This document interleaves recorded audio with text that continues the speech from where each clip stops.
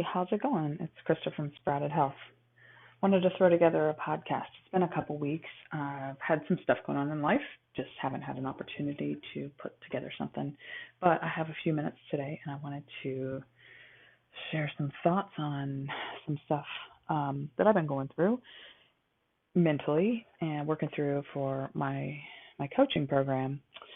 So I wanted to take a second and maybe dive into. I've hinted about some health journeys that I've been on myself, but I wanted to kind of dive in and break some of that stuff down to just kind of share my own personal experience. And I titled today's podcast "Battling My Demons," um, because it has been a battle, and it has been spiritual, mental, emotional, and physical battle for me. Um, so, as some of you know, I have an autoimmune condition called Hashimoto's thyroiditis. And I was diagnosed with Hashimoto's when I was 26. The thyroid gland in your body has many, many functions, and some of the functions people don't even understand. Um, the impact of a dysfunctional thyroid gland.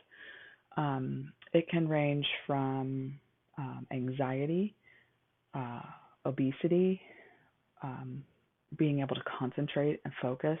Um, it controls your energy level, your metabolism, like I said, overweight or underweight. Some people with Hashimoto's actually have issues with hyperthyroidism. My personal issue is I have an underactive thyroid, so that means it's hypo.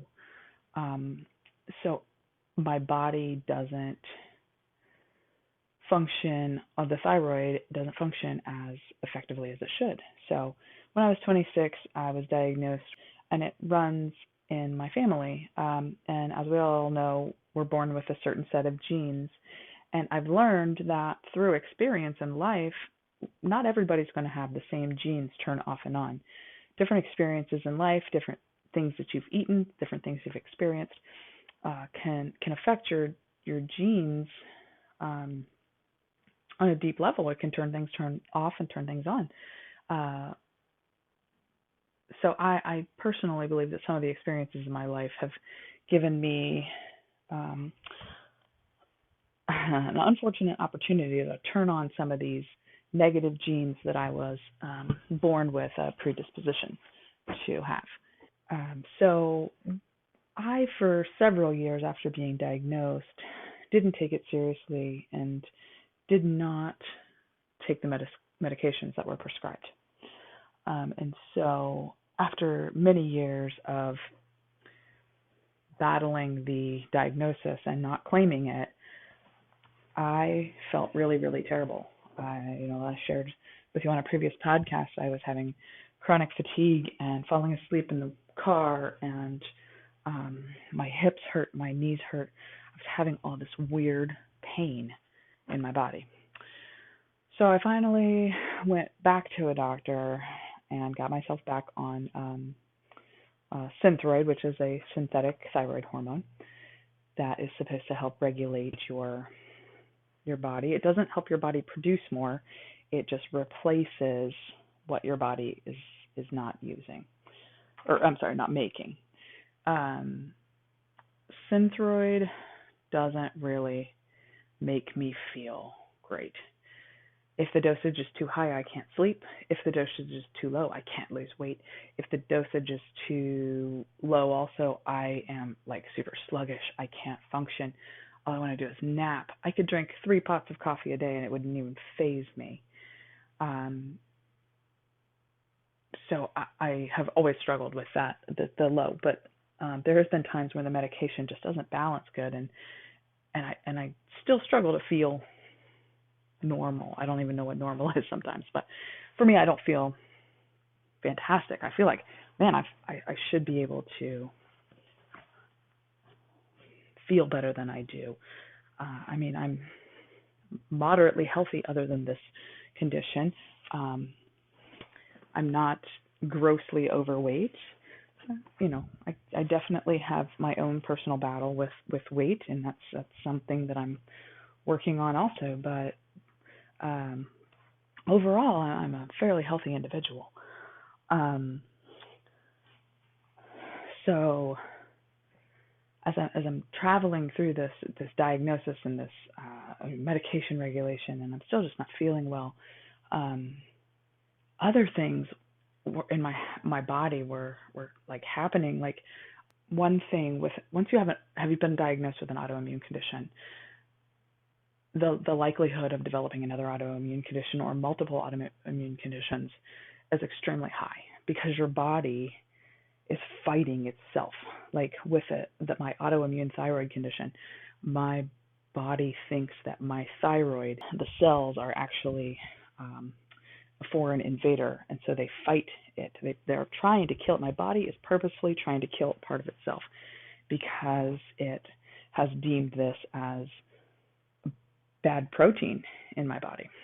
Um, but once you already have one autoimmune condition, the likelihood that you'll have multiple is very good.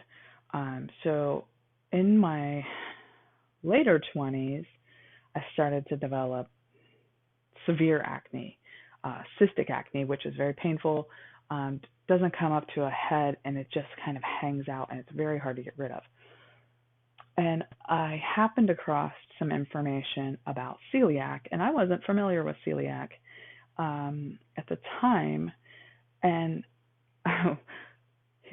synchronicity happened, and I ended up working with a lady who had celiac disease, and it was fascinating to me what that actually looks like in a person. And I'm like, I've never heard of this. And so I started doing some research on the potential of celiac. I didn't necessarily have stomach issues, I just this acne. And as I started reading into this, I found, and when the gut is functioning improperly, it typically manifests up into the skin, which is the largest organ of our body. And so I started putting some two and twos together, and I said to myself, well, I'm just going to try to cut this out of my diet. What does that look like? So I cut out bread, cereal, things that I was eating were, in our standard American diet, right? Our SAD diet.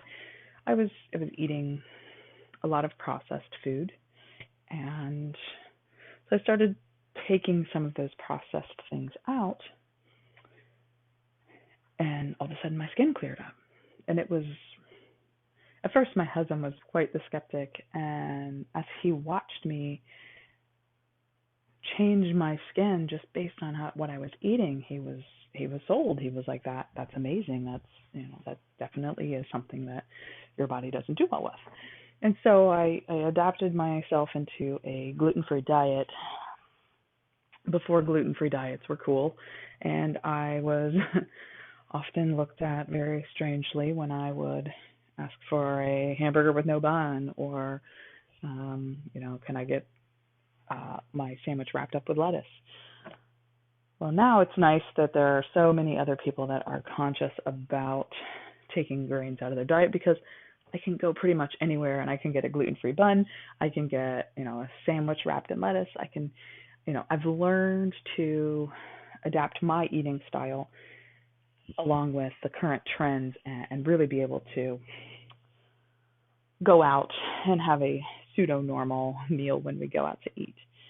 There's a lot of tests for celiac. I've never had the intestinal biopsy, but working with my allergist, she said, you know what? She's like, if this is working for you, just go with it. She's like, because of the hand in hand of the autoimmune conditions, we're just gonna just call a spade a spade.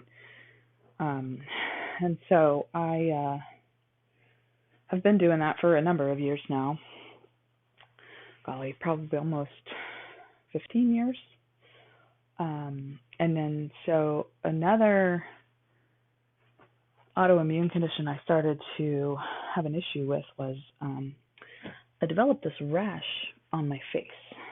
And it started on my right cheek, and it spread under my eye, up across the bridge of my nose, and started to the left cheek. And this was a pretty progressive thing, and it was very, very bright and very noticeable. Sometimes it still shows up, but it's not nearly as bad as it was. And I went to my doctor and I expressed my concerns to her that, I've done some research and I know I have autoimmune conditions. Could this potentially be lupus, the start of lupus? And she was unwilling to listen to me, my concerns, and dismissed me very quickly and said, "You just have rosacea. Here's a cream. This is something you're going to have to deal with." And again, I'm not one for let's just slap a solution on the top of it and not fix the problem. So diving into rosacea based on her suggestion, and rosacea has a lot to do with gut and health issues. And I never did end up getting a lupus test, but through changing my diet again and eliminating dairy, and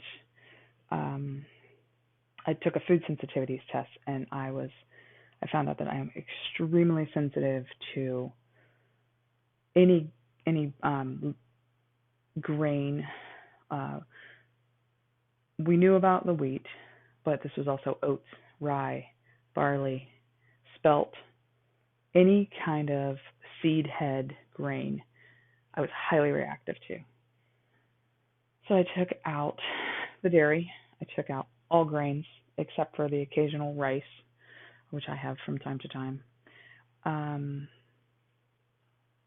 And I also was very, very sensitive to all hot peppers and chicken, of all crazy things. So I took all those things out of my diet, and all of a sudden, my rash on my face cleared up.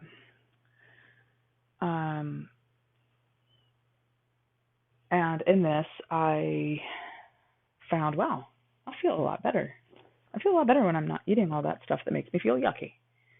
But I can't continue down this road of only eating a handful of things, because I've got a lot of willpower, and I think I'm a pretty strong-minded person. When I put my mind to something, I can stick to it. But gosh, only eating, a few things is really hard. And I was becoming very down on myself when I'm like standing at the refrigerator going, I don't have anything to eat. So I did some investigation into how to reverse some gut issues and start to heal my gut. And I found taking some glutamine and vitamin D and vitamin C daily really seemed to help, and good quality probiotic. And all your vitamins and stuff really need to be like top quality. You can't be buying, Walmart bottom shelf brand and expect to get good results. So I started kind of managing my own care, and that's really what's led me to this point, to where I'm at in my own journey, is how come I feel like I know my body better than I do? Well, I know my body better than any doctor. I live in it every day. They have about 5 minutes with me to assess and come up with a quick solution to get me down the road. So I become a very, very strong advocate for my own health throughout this process. Along this road, I've shared that I've struggled with some trauma and some flux in my family, and my dad passing away. And in all of this, I took a big slide backwards. I'm going to tell you guys, this is embarrassing. I gained 30 pounds in 2020 between losing my dad. I had some other issues going on, and then COVID lockdowns. Hey, I live in Ohio, and we were drinking wine with Governor DeWine every day. And I started to develop these new demons that were kind of hanging out. And all of a sudden now, I've got 30 pounds to lose. I already know I have issues losing weight. it's been a challenge for me ever since I've had babies. You know, any woman that has ever had a baby will tell you your body is never the same again. Well, I personally have had 7 pregnancies. 5 of those resulted in live births. And each of those pregnancies, my body has changed. And I think that a lot of that, the genetic dispositions that were flipped on, probably had a lot to do with multiple pregnancies. Um, and after 5 babies, let me tell you, I topped out at 235 pounds after baby number 5. That was the heaviest I'd ever been in my whole life. And that was depressing. And I had gotten back down to 173 before my dad passed away. And now I'm hovering back up in the 190s, and I feel like I eat cleaner than anybody I know. I very rarely have a cheat day. I do have a couple glasses of wine, sometimes a couple nights a week, not every day. But in all genuineness, I eat a very clean, solid diet.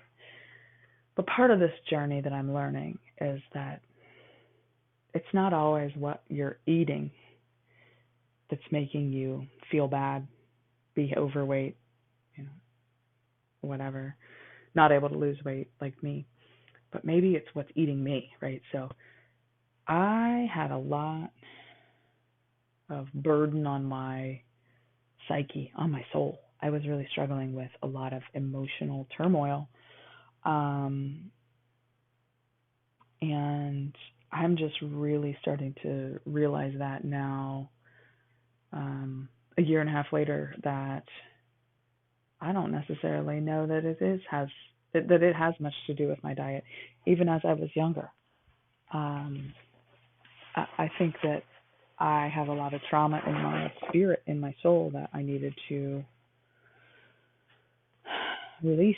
They say forgiveness is good for you, and I am starting to really, really believe that in myself. So, anyway, so I'm on a journey. I'm on a journey to educate myself, to empower myself.